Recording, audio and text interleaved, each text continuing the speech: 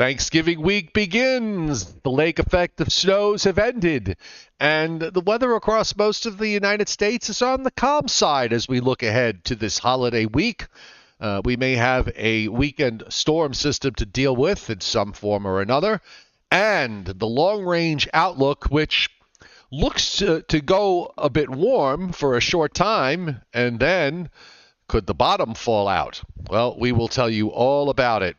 Nowhere else can you find such interesting things to talk about as we do here on the Joe and Joe Weather Show, brought to you by Omni True Value Hardware at 1226 North Wellwood Avenue in West Babylon, New York, in southwest Suffolk County on Long Island, serving the entire New York, New Jersey, Connecticut tri-state area with everything you need this winter to make sure you can get your snow and ice cleaned up. Rock salt would come in handy, and they are Long Island's largest rock salt source. And in fact, when there's a shortage in other places, people come from all over to Omni to get rock salt. And of course, they have all the great snow melt products like Mag Ice Pellets and Flakes and Pelado.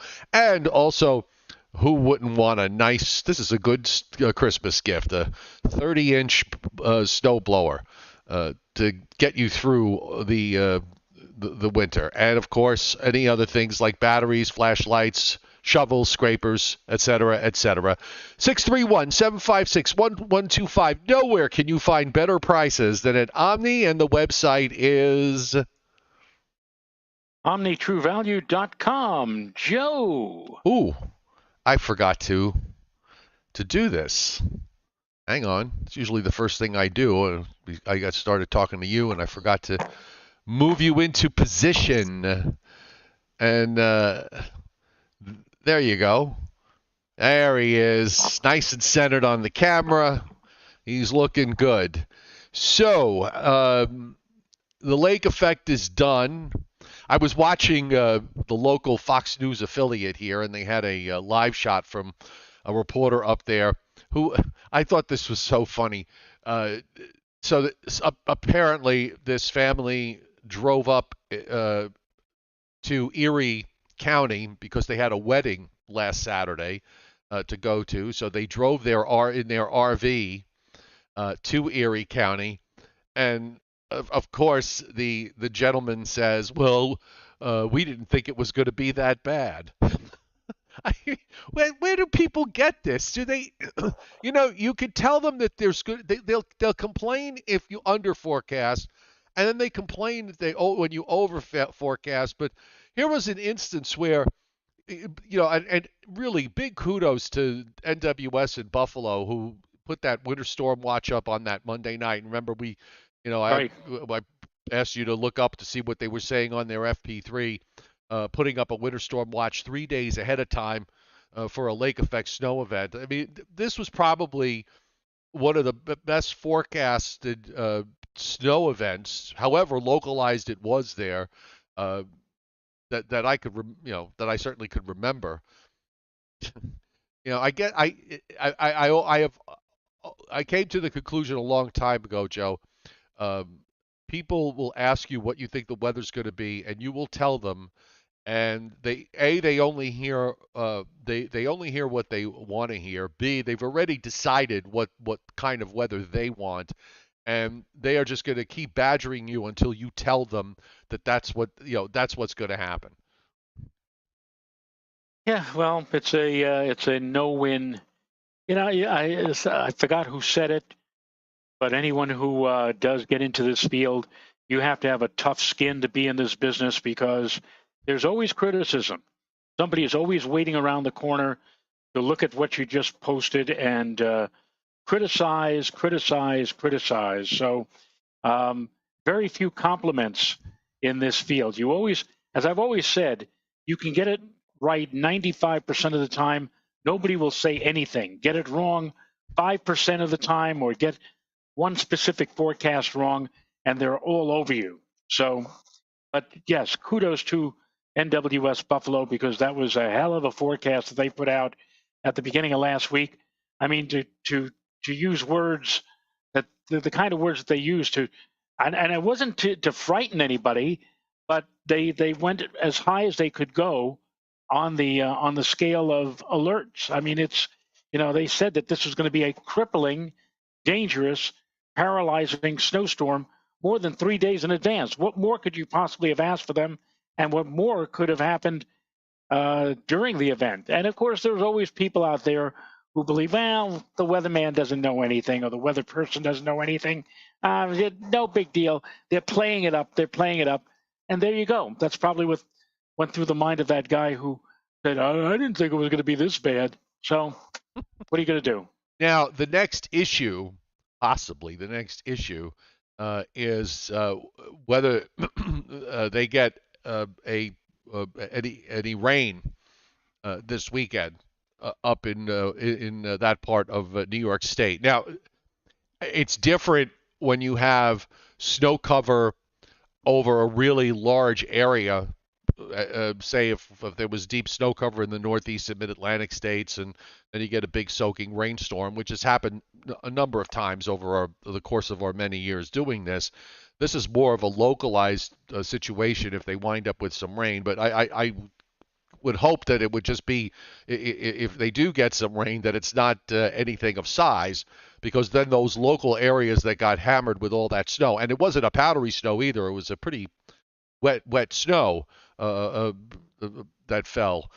So could certainly be some flooding questions. Although nothing's, we're at Monday and there's nothing imminent at the moment. But that thought came to mind to me today about whether, if they wind up getting some rain over the weekend at some point, how much of a problem is that going to be? Well, you don't want to have any major rain or significant rain coming immediately after a big snowfall, and of course this was a big one. And if we were talking about flash flooding or potential periods of rain, heavy rain, I mean that could be really bad. But I don't really think that we're going to see all that much in the way of rain, maybe for later on in the week. So it's not going to be terrible. And of course, with the temperatures over the next few days, Joe, nature will do its part in trying to melt. What we really could use to get rid of all of that snow, or most of it, would be a couple of days of fog. Fog is really the snow eater, so to speak. We're not going to see, I don't think, any of that, but we are going to see a bit of a warming trend over the next few days, and we're also going to see a little bit of precipitation, which looks to be mainly in the form of liquid as opposed to white or icy conditions later on in the week.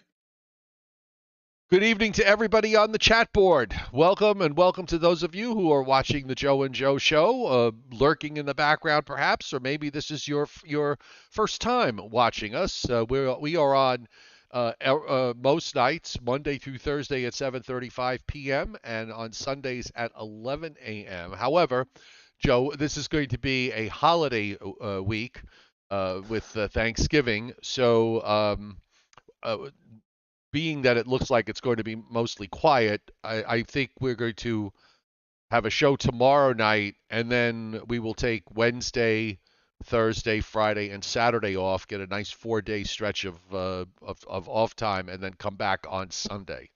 So I thought about maybe doing it on Wednesday, but I have a party of 9 for dinner on Thursday, and I have to get things ready. I gotta mop the floor. I gotta clean the windows. Mother's coming, so I have to make sure I get the dust out from behind the refrigerator, that kind of thing. Well, I'm not sure yet how many people are going to be here. We're still wondering whether or not my mom, who just turned the big 9-0, will be with us, along with my sister. Renata's father has already made it clear that he is not planning to be here. I said to Renata, maybe instead of a turkey, we should just have a big chicken. We're probably going to have a relatively small crowd here on Thursday, but we'll see. We'll see. Yep, I have my 18-pound bird is out in a bucket on the deck, brining in red wine, in a red wine brine, which it will do until Wednesday, and the stuffing is all done. That's in the fridge, ready to go, and there's a few other things that I have. I'm going to make a corn casserole, Joe. Have you ever had a corn casserole? No, I don't believe I ever have. Yeah, I've been somebody mentioned it to me was trying to think of another side dish to do. Somebody mentioned to me a corn casserole. Well, my phone was listening, so for the last 4 days I have gotten nothing. But what was that? I couldn't hear her. Something I about couldn't hear. Thanksgiving and Easter. I mean, I can't hear. She thinks that I can hear her. I've got a pair of headphones on. I'm listening to you in my ear, and then she comes over the intercom, and I can't hear her. I already have horrible hearing, and so what the heck? Oh, well, so then we'll leave it on there. My point was that my phone must have been listening, Joe, because all I have gotten over the last 4 days is one Facebook reel after another of people making corn casserole. So I finally decided, okay, I might as well make a corn casserole. Well, she says, my wife says we have a corn casserole every Thanksgiving and Easter. If it is, it's in the form that I am really not recognizing as a corn casserole. That's delicious. Oh, God. The following program is being brought to you in living color. I mean, it's not the way it used to be on Thanksgiving. I mean, everything, first of all the stores are open. And everybody's, well, up here, because, where you live, I know Sam Drucker closes on Thanksgiving. I have to tell you, that was one nice surprise here on Sundays here, except for the big box Walmart's the big box store here, and Home Depot, and maybe one or two other places. Everybody closes on Sunday. It's like it was in the old days, and it's nice, and everybody will be closed for the holiday too. So the only one who will be closed will be PC Richard. And here in the New York metropolitan area, PC Richard always takes out the day before Thanksgiving a full-page ad saying, we're closed. They may be not, but we're closed. You can't get anything. You'll have to wait until Friday, Black Friday, for that. But everybody else is. I remember when I lived in Levittown, we had there was not a Walmart. There was another major outlet. And I actually brought a bunch of stuff that needed to be returned on Thanksgiving morning. And the store, by the way, a Kmart. It was Kmart, and the store was about as crowded as I've ever seen it. And I said, "Happy Thanksgiving, everybody." It's not the way it used to be. No, well, like I said, here it's nice that it still is. So anyway, on that note, so everybody, no show after tomorrow. We'll have a show. And then we're going to be off Wednesday, Thursday, Friday, and Saturday, and come back on Sunday, unless for some reason the world comes to an end. By the way, speaking of which, did you see I sent you that post? There was a Dennis Cassia that commented on it because I posted it on my Facebook page about a meteor or an asteroid that was seen in western New York while it was snowing. Well, just before the asteroid. It's hard to call it an asteroid, though, because it was only about 3 feet across.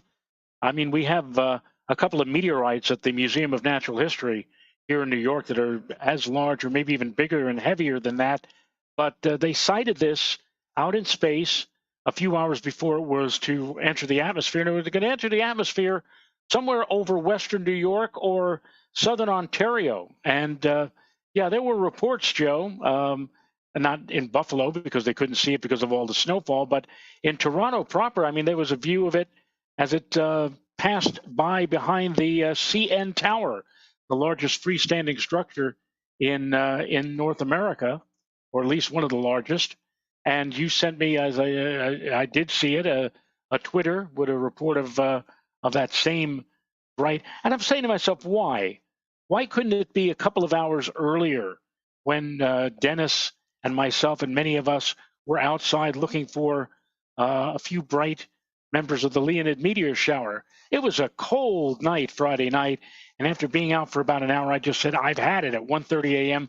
and went back inside. 2 hours later, and there were people who actually were aware of it because I guess one of the observatories put out a statement or something like that it was going to be coming through the atmosphere at about that time, 3:30 or 3:35 a.m.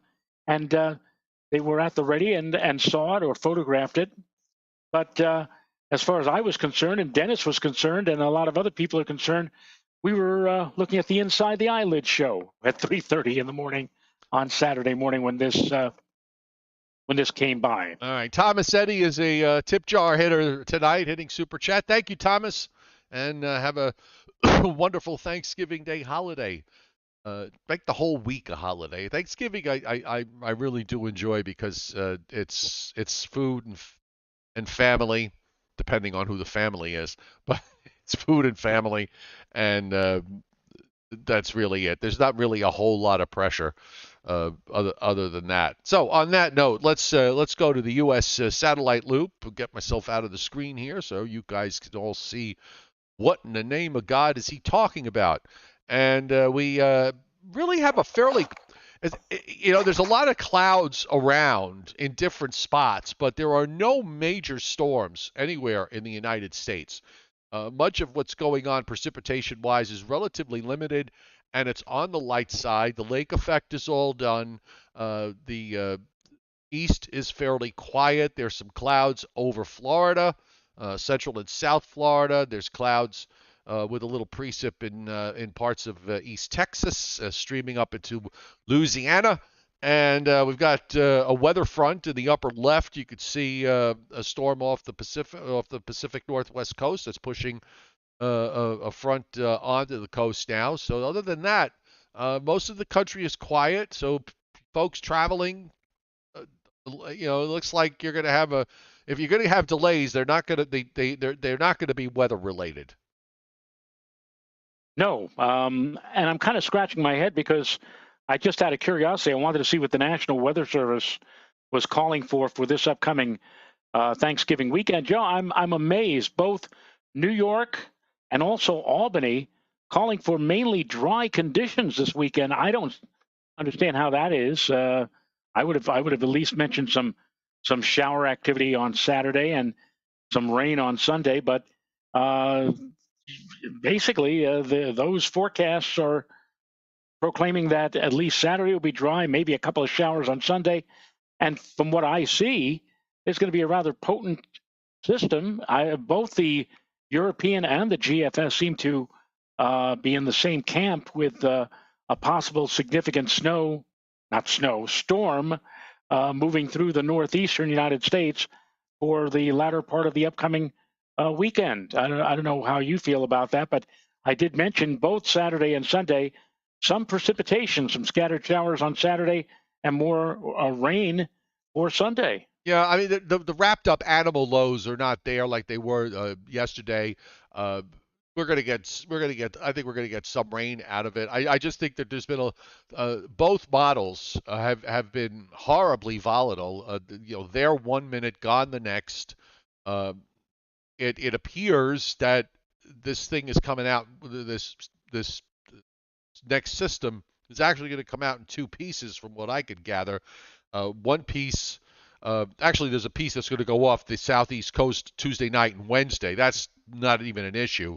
There might be, with the second system, it looks like one piece may run out ahead into the southeast. I don't know that ever gets up any further north in the Carolinas, and then we'll have to wait for the main body of energy that'll come out later in the weekend. So I think it's possible that Saturday could be dry. I don't know about Sunday, but I think Saturday could certainly be dry. If this thing is any slower, then maybe it'll be dry through Sunday dayside and rain doesn't come in till Sunday night or Monday. So, in my mind, it's still kind of in flux. Yes. And we'll see whether or not we will have to deal with any of this as the week progresses. But in the interim, it looks like tomorrow looks very nice here in the tri-state area. Wednesday looks like a relatively mild day by the standards of mid to late November, with readings in the low to mid 50s. And then when we get to Thanksgiving Day on Thursday, still looks like we're going to have bright weather and sunshine, but maybe not as mild as what we're going to see on Wednesday. Maybe low, even mid 50s on Wednesday, but maybe more, at least in the Hudson Valley, more like upper 40s, a chillier or cooler airflow coming in for the day on Thanksgiving Thursday. Yeah, I was kind of thinking upper 40s to low 50s for Thanksgiving Day. Yeah, but a cooler day on Thursday, as compared to Wednesday. Yeah, Wednesday looks like a really nice, almost like springtime on Wednesday, compared to what we've been dealing with over this weekend and even what we had today. yeah. And we're going to at least moderate a little bit the next. There's actually a little weather front that's dropping into the northeast and weakening. And the only thing that that's really going to do is it just slows the moderating trend a bit by a day. I mean, we'll probably be a little warmer tomorrow than we were today in the east. I was 19 this morning, Joe, in northeast Georgia. It was cold. I had these beautiful, perfectly formed ice crystals on my windshield. It was I tried to take pictures of it, but my camera just was not sensitive enough to really pick them out well. But when you looked at them on the windshield, my God, they were almost as if somebody stenciled them on. They were so perfect. The rain on the radar, you can see there's very little precip going on. There's some snow north of the northern part of New York State, Vermont, New Hampshire, and northwestern Maine. A little patchy area there moving over the St. Lawrence Valley. We've got rain in East Texas, over the entire coastal bend of Texas and over Louisiana. Nothing really out of the ordinary. And there's a little bit of snow way up in northernmost North Dakota. And on the Canadian side of that, that's sliding slowly to the east. Weather Prediction Center, WPC. Now, WPC has it dry. Now, they still have, and I don't know why they did this, but, they still have, Joe, for Friday.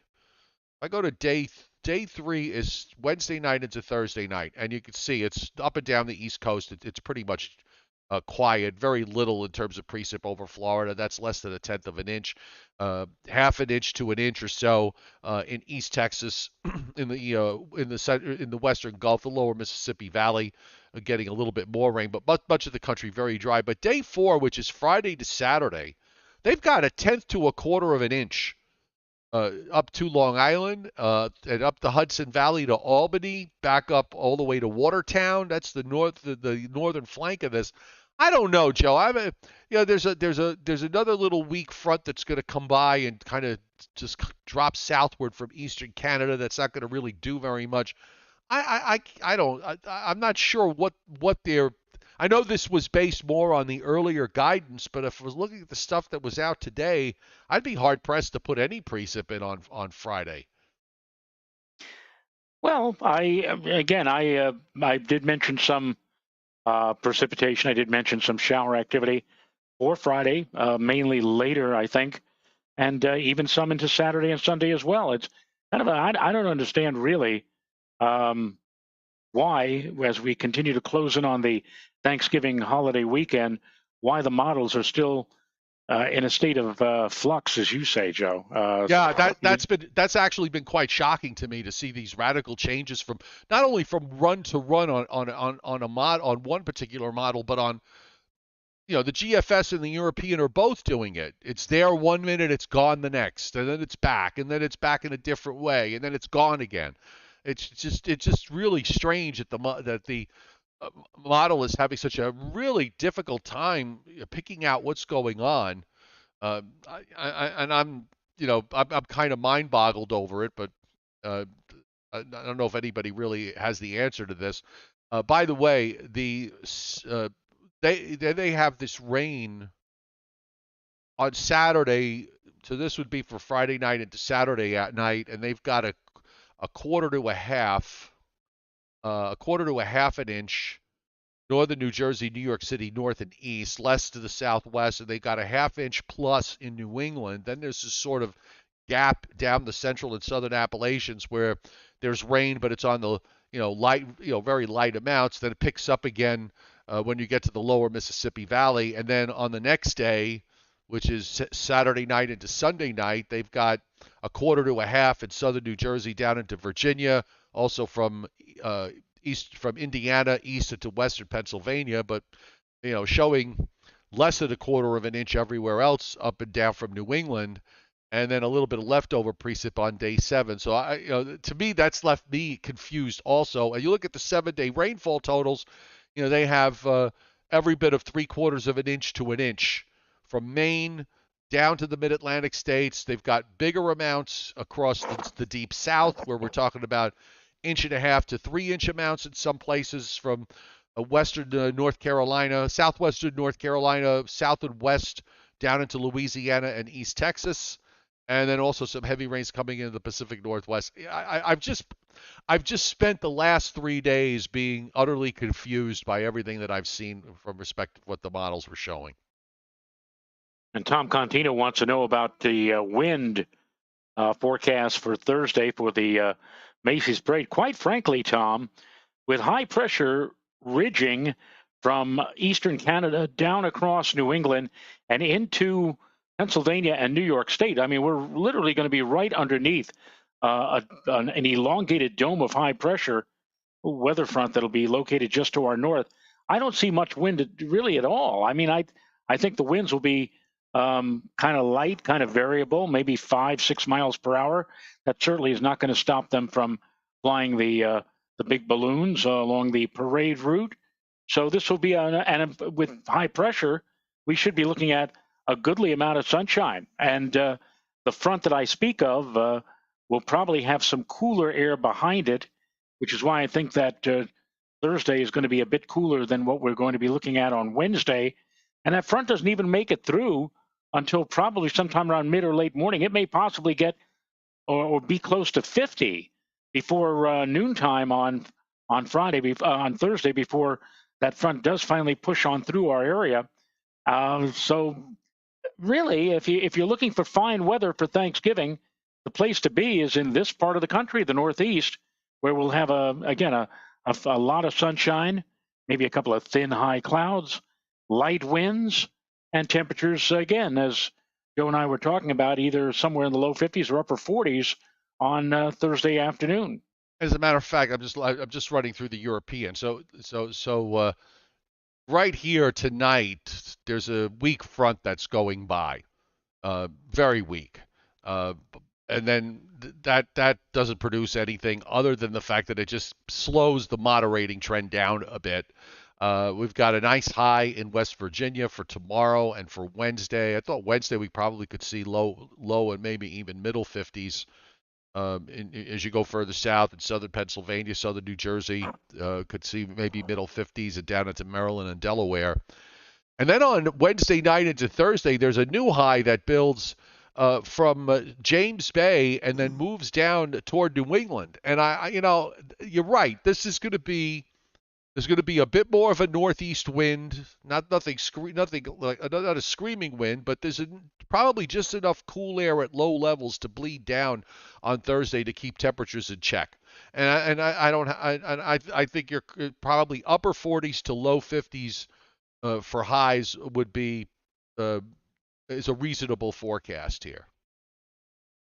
Right, and on Friday, I honestly don't think that it's going to be anything to write home about in terms of any liquid precipitation. I think, excuse me, we may very well get through the first half of the day on Black Friday with dry weather, but then Friday afternoon into Friday evening, there'll be some rain or showers, but light. Let's underscore the word light.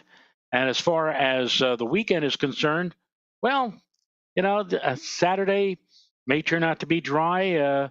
Sunday, however, I think we're going to be getting rather wet. There's a storm system that we've been tracking, Joe, that moves from the Ohio Valley. And by the time we get to early afternoon on Sunday, that storm will be just about on top of northeast Pennsylvania, northern New Jersey, and likely will have spread a fair amount of light to possibly moderate rain into parts of the area or later on Sunday into Sunday evening.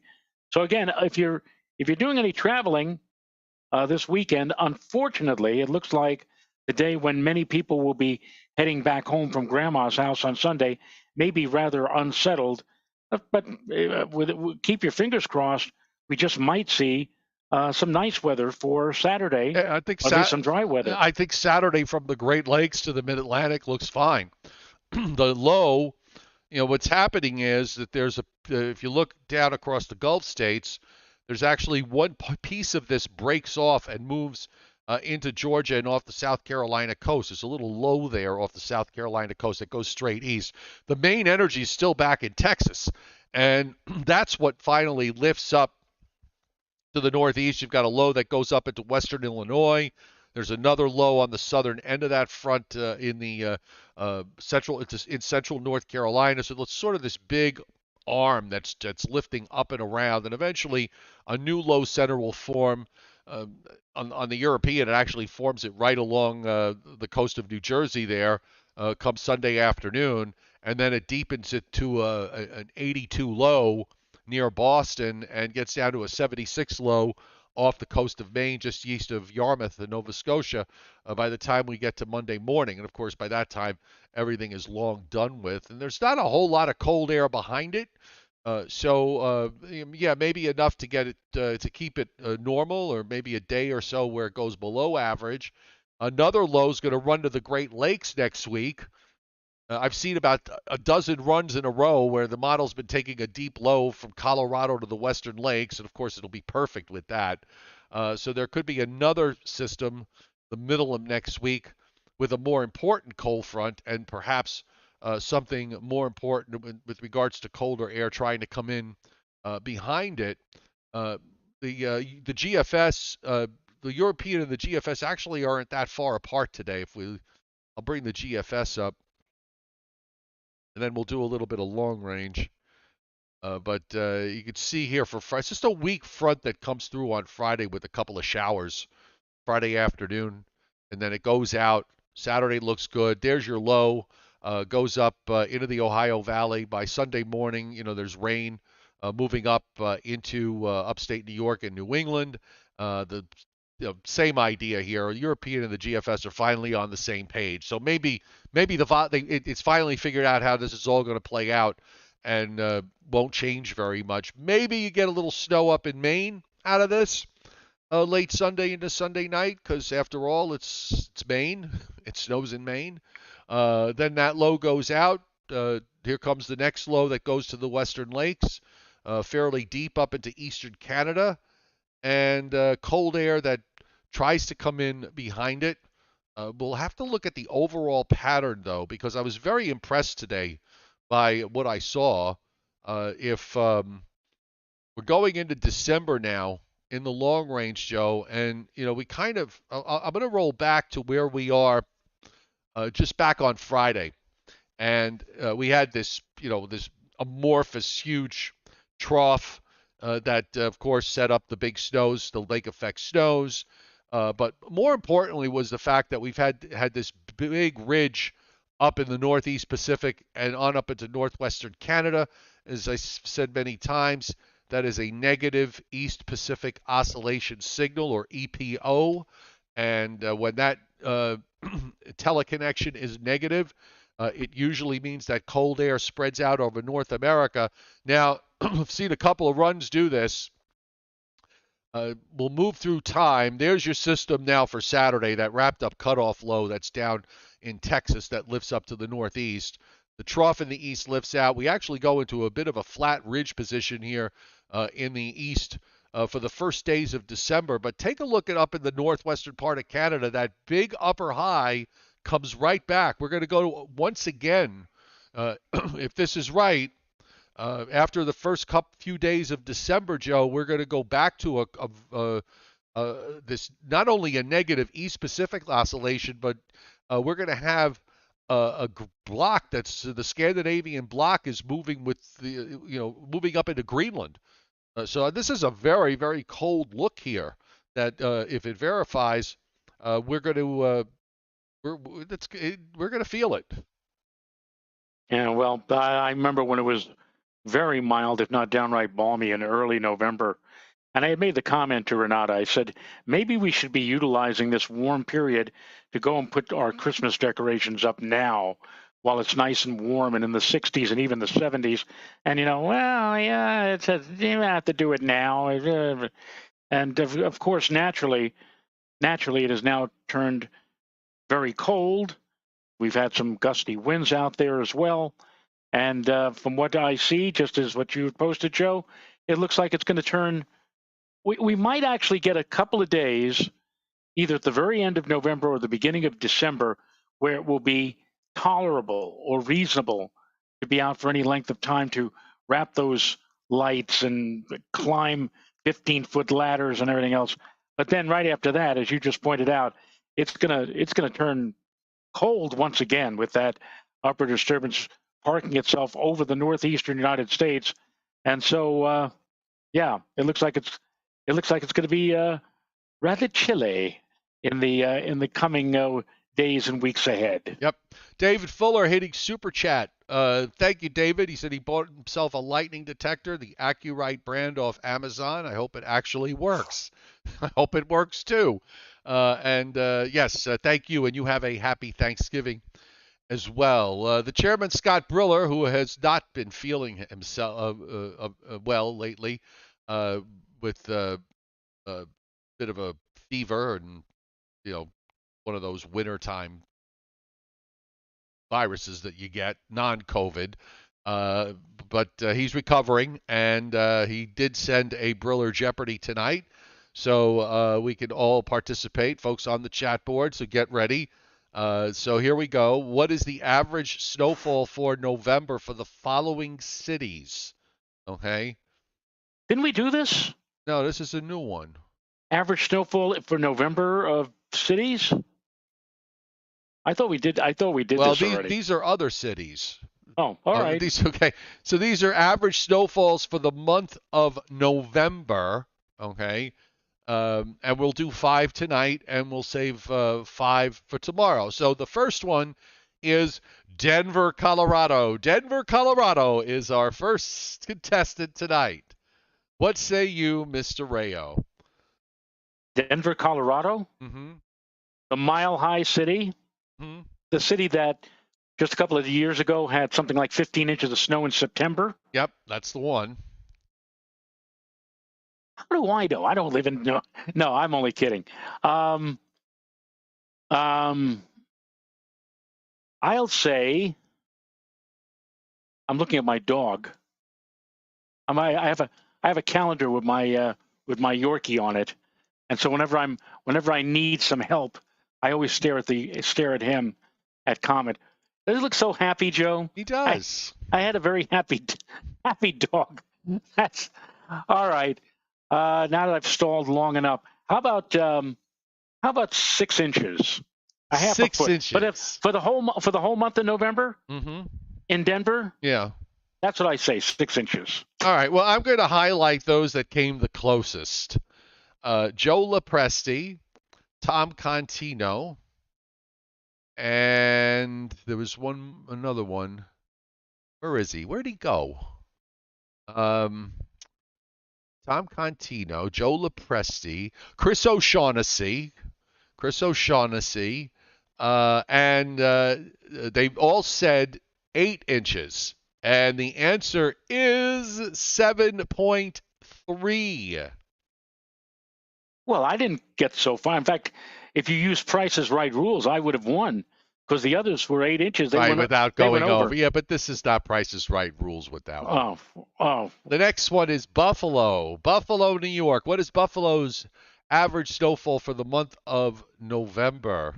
I'll say 67.2 inches. Well, after this, I would think that will probably nudge their average up a little bit after what they got this time around. But Buffalo is the next one, folks.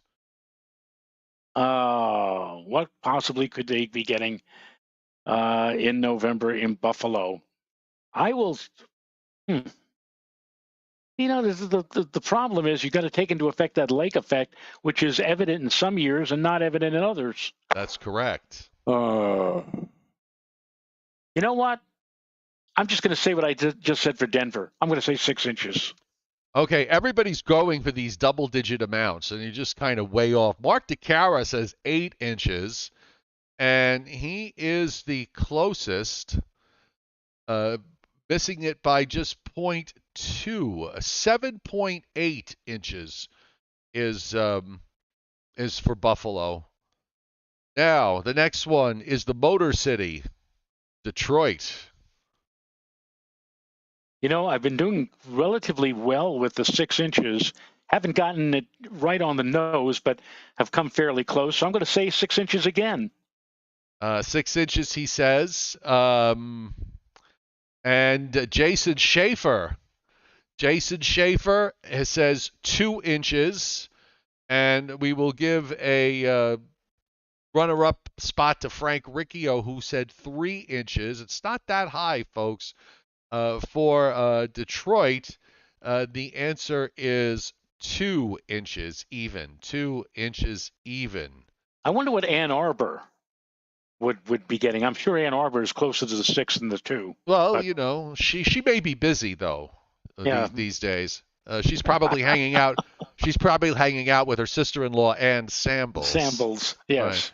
Right. Minneapolis.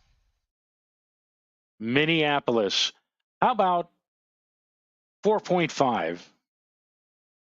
Okay, Minneapolis, and Joe Rayos is 4.5. Let's see what Chris Alley says 5. Keith James the second 3.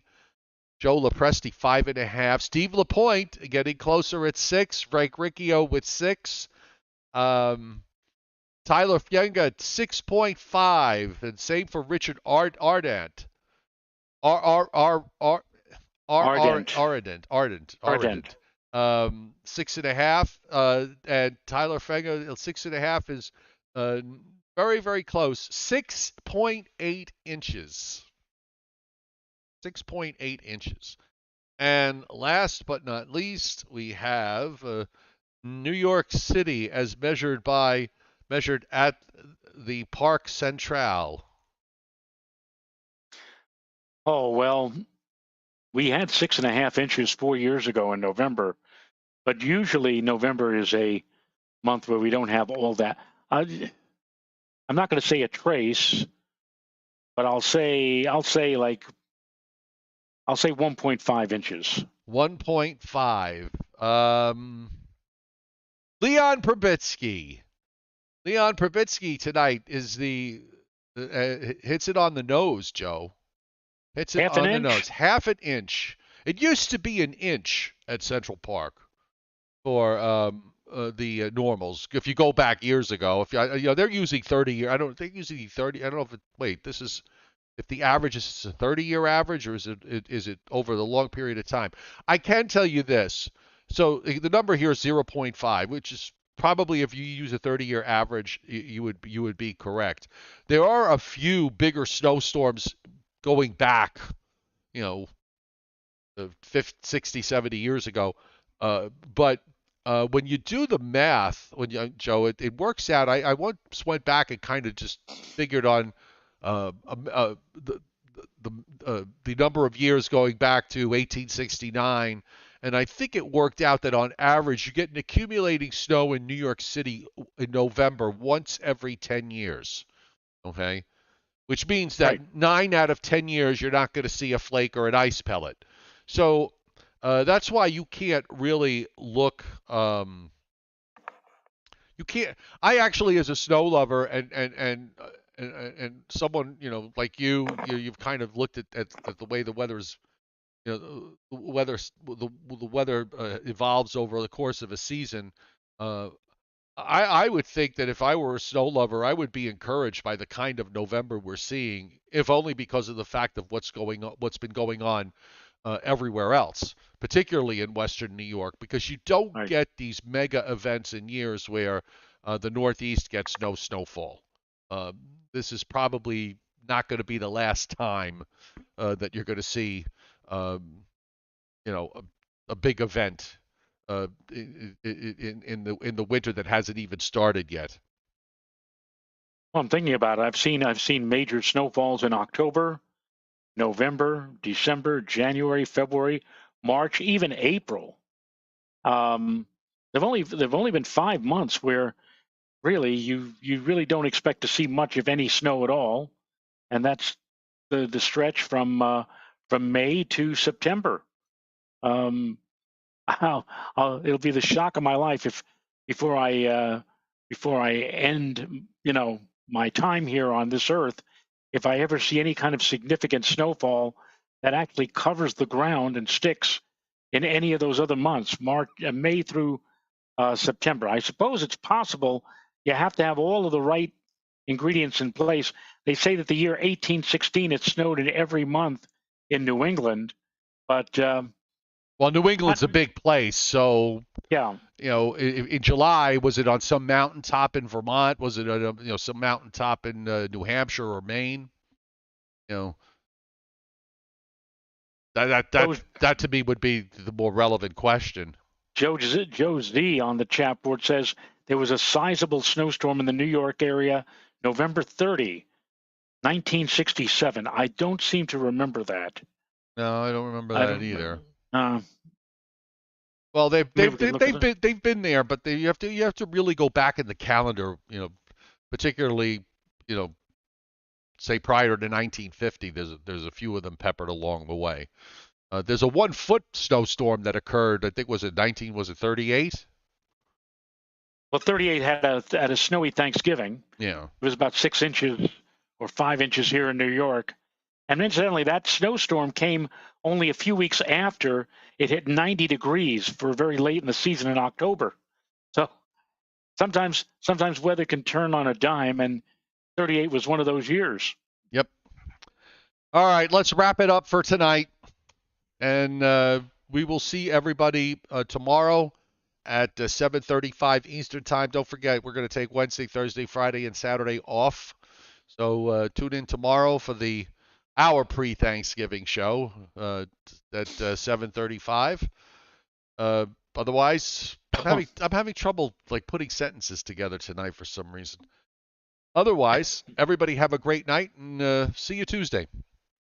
See you tomorrow, Joe, and everybody. Nighty night.